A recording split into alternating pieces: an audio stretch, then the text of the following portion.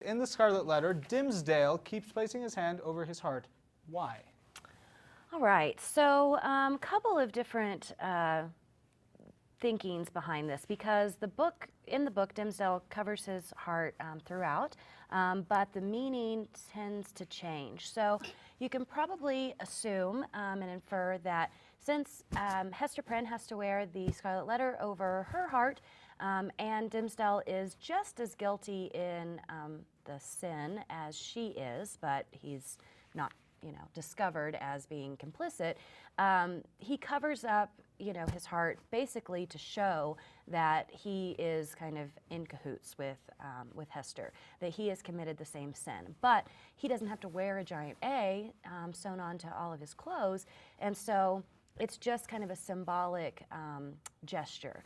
But then throughout, it changes. He is found out by other characters in the story, and towards the end, we know that Pearl even asks why, or she knows why her brother's wearing this letter, and says it's the same reason that the minister keeps his hand over his heart.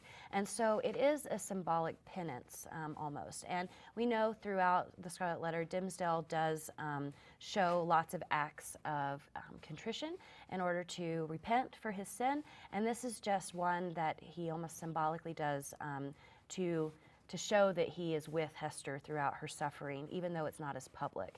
And then towards the end, he ends up, actually coming to terms with this sin.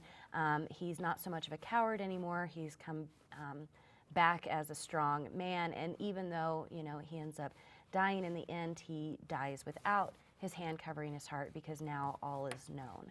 And so once he's able to take his hand away, it's symbolically representing that he no longer has to carry that burden. So a little bit drawn out, but that's kind of the whole background of the hand over the heart thing.